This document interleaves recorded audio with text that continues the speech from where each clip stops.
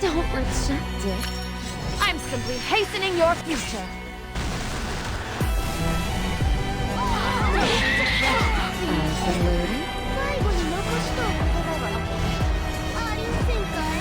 Is this kill? Doesn't fucking kill. That's crazy. Wow, this character is f***ing awful. Oh. I mean, that's very helpful. Okay, let's go. I got scammed. Again?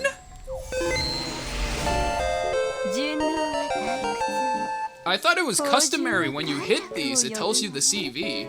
Evasion units, though, are very famously weak toward, like, splash damage. I think this has to be, like, a Payra first pick unit. All right, this is gonna be our test build for the night. We don't have Riposte Set yet. That's the biggest problem. No build is actually final on her. Every single person that you see that plays her is running her like a duct tape build, because biggest thing with her is she needs Riposte Set. The new Riposte Set is almost like handmade for her. So we're gonna need speed boots because we can't counterattack naturally. We have double-edged decrescent to make up for that. Hopefully, like with a destruction set, the damage is still good. I guess we'll find out, right? The S1 is super simple. You just hit something and it heals you based on the damage you deal. The damage is okay. The S3 is a really, really strong skill. It dispels all buffs from all enemies, and then you inflict Beguile and decreases hit chance. Ignores ER when the target has less HP than Setsuka. Despite how simple this kit looks, these are actually really good. Now, these aren't the craziest debuffs, but what you always want to do is wait for your opponents to drop their cleanse skills, like their Lone Wolf Payra S3, their Lady of the Scales S3. Whenever you get your turn, just drop this and it takes all of their buffs away. The decreased hit chance goes a long way into combining with the evasion that you have. Let them miss you as much as possible. And the Beguile is just nice damage on top. The cooldown is only 3 turns, but usually Setsuka is such a slow character that you're not really using this more than once per fight. The S2 is where she is really packed. Increases evasion of all allies by 30%. This is a super simple effect. You can kind of think of her as like a tank, like you would think of Fallen Cecilia or Empyrean Illinav, where instead of just absorbing the damage or outright denying the damage, you raise the evasion. So not only are you denying a huge portion of your opponent's damage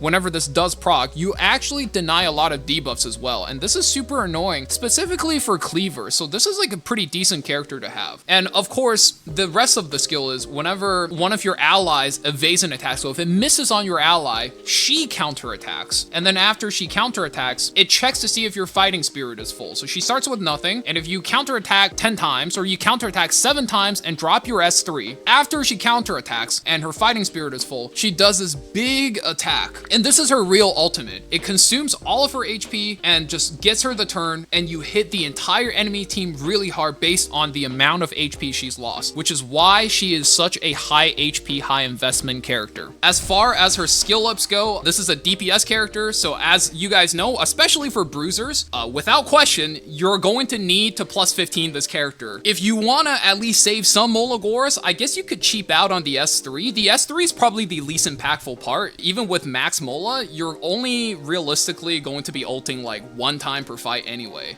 You probably don't want to cut out the S2. Maybe you could do it for RTA. For Arena or for anywhere you're building around her, I think the S2 damage is just looks way too nice. And then the S1, because of how often it happens, right? She's counterattacking all the time. You really want to max it out. You want to get the healing as well as the damage dealt, because those two things are tied together and it keeps her alive. Oh, it's fucking Nero from E7WC.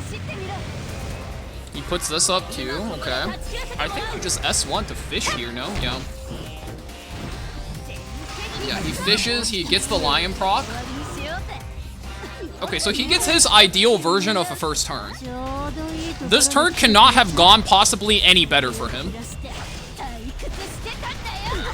Oh, it's Symbol of Unity. My man's cooking, he knew. Oh shit. Okay, so that hits. I counterattack again. He procs again. I mean, can I just strip and kill here? I critted. Fuck off. That's a second immortality at least. I'm surprised he's not soul burning to like fear in an AoE here. It's fine. It's fine. Isn't this turn just so giga juice, guys?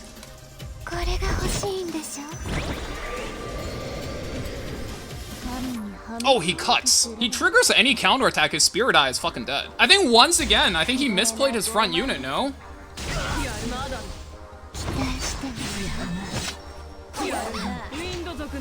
Like, I can't be the only one who thinks this is another, like, Lady of the Scales player that misplayed their front unit. Guys, isn't this fucking Libra Scales unit supposed to be really OP? Everybody can't beat her? I don't think he should have AoE'd right there. That was so many dodges into so many counters. Dude, this Setsuka unit is pretty funny. What in the fuck? Am I the one that's stupid? What? I'm so lost. He's also out of cleanse on every unit. Why not just click this every time? I'm definitely just gonna all in the Mort. Now I can rev as well. I feel pretty comfortable. Mind you guys, every single one of our units has at least 50 evasion. Miss? No, no, no. No damage. That's a miss. Better not let your Mort die. If your Mort dies, you're fucking cocked. And remember what we said earlier, guys. AYUFINE is an amazing anchor, except when you miss every attack. Let's do this one at a time. I don't want to kill the AYUFINE and then just end the game. I want to see this S1 go into the Luna and see the damage. Like, Setsuka hasn't done shit yet. 4K off, no D-break. Okay, 4K against the support. That's okay. Like, we're not even activated yet, right? Okay, we give her full stacks, and then we have to start killing the AYUFINE now. Oh, Elbrus. Okay, that means we kill her once. She's dead. I'm gonna leave this AYUFINE alive, guys, just because I'm feeling a little frisky, okay? No soul burn. Defense break. 15K. Hey, that's not bad. That damage is kind of clean, ain't it?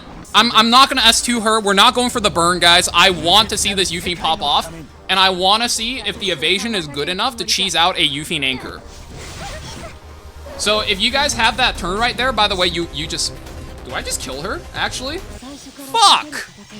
I wanted to see what happens, man. I don't think he could kill us. Sure, whatever.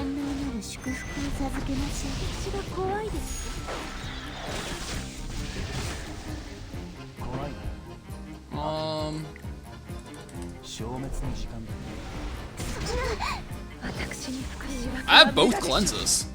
What is he thinking?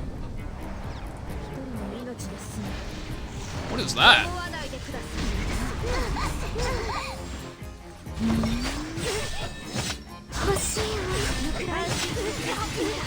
Ouch. Okay, that's a lot of damage. So, like, okay, we're gonna do a pretty cheeky thing here, right? We're just gonna press every button so Lady of the Scales get pushed out of her immortality so we can kill her. Oh, wow, again. Okay, interesting.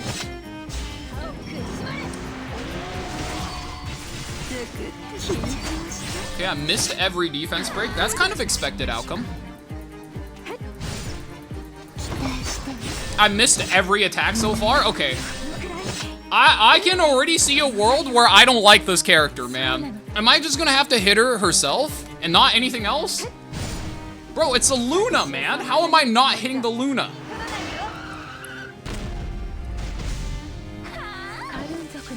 Yeah, I guess we'll finally get to see a pop-off at least. Unless I do this.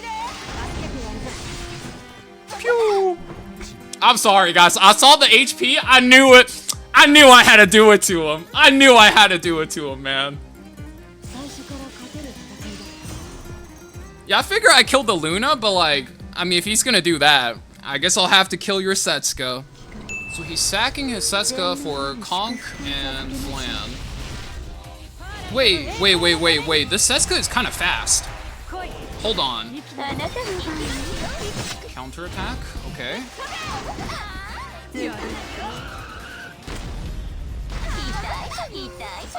Setsuka can't do any damage here. Not if there's a Lady of the Scales on his team. I don't know if I could take this shit seriously with the fucking moaning, bruh. Oh my god.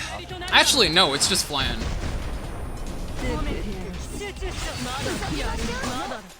Oh, he just hits. Never mind, he's better. How much HP is the flan? I guess that's the question. I have to do this first.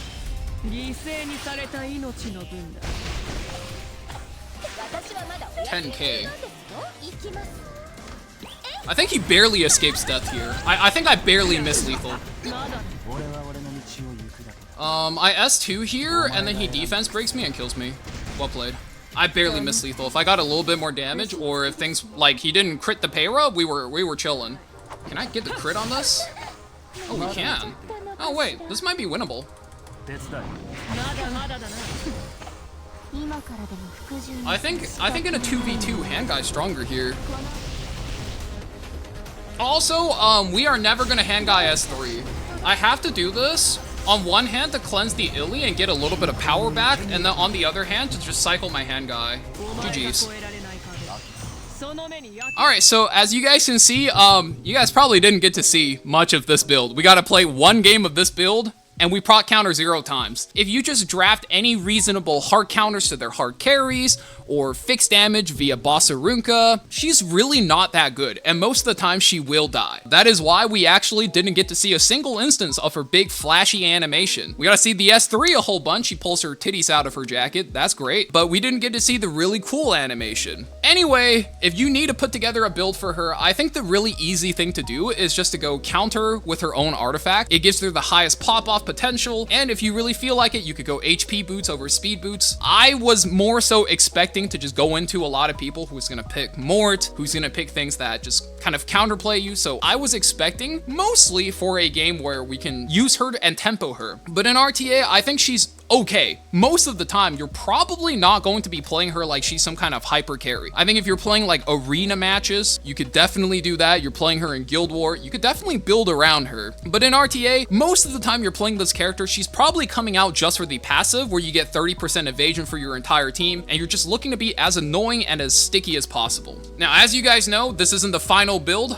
I might make another video depending on how much things change when we get the Riposte set. And the whole deal with Riposte set is you put it on characters with a lot of evasion synergy. The advantage of that over the counterattack set is it bumps up your counterattack chance per hit, but I don't think it's going to be a huge game changer. As far as her stats go, I would say the build you really want to look for is, people have some crazy idea, like do you build her like Mort? No. What you're looking for, you are building an HP scaling Abyssal AYUFINE, because you want to jam up her HP, and eventually what she's going to do is consume all of that HP and then scale into her attack. Scorpio Thieves have really high base HP and attack, so it's going to be amazing for that when you do inevitably get that pop off. As far as building a team around her go, her best pairing is naturally ML Payra. Lone Wolf Payra is just really good. You could pull out a Lone Wolf Payra with a lot of dark units. I think that is an absolute onus. If you have her and a bunch of evasion units for evasion support for you to build an evasion team, not something I would proactively opt for, especially in 2025 with all of these additional damage, like through the Bossarunka, even 3F Bellion. 3F Bellion's been doing work against her all night. What you can always do is pick Setsuka on 3 as if she's like your team's main tank, right? A lot of people pick mitigation on 3. So when you pick Setsuka, you can just imagine she's increasing the margin of your elemental advantage. So if your opponent is taking, for example, a lot of red units like Genua, you definitely want to make sure you just beat them on the LE advantage and then use the evasion to scale up your team's overall effective HP. If you want to be a main Setsuka player, I think pre-ban wise, you have to ban Renak. That is not a debate. Renak needs to go. But outside of that, I think another one you could ban is Numu Luna. Numu Luna is generally really annoying, and if you don't have the tier 1 cleansers like Lone Wolf Payra or Hand Guy from the second Moonlight Blessing, Numu Luna is too hard to deal with. So that is one pretty big ban.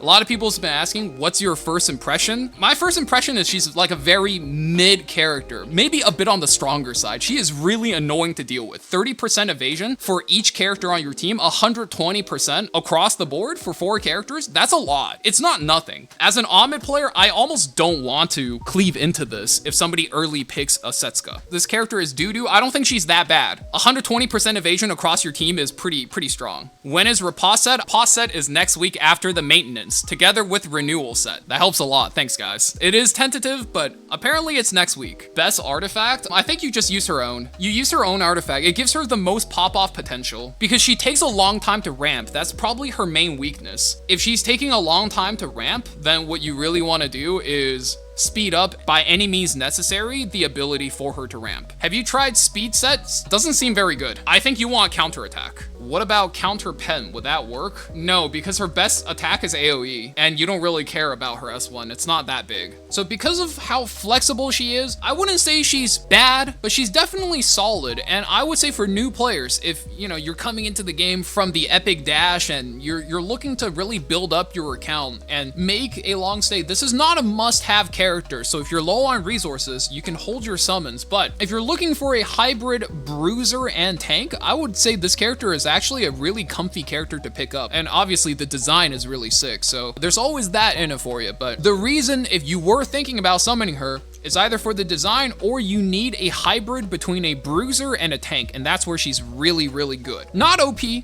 but good. All right, so anyways, here you guys go. It's a very interesting unit. I think she definitely has her uses. 100% not within the realms of like being super OP, like Lady of the Scales, Renak, or Boss Arunka. If anything, I think she's a bit harder to play than them as well, and she's easier to beat. And anytime you have a character that's easier to beat than easier to use, I think that character is either balanced or maybe slightly on the stronger side, but definitely not OP.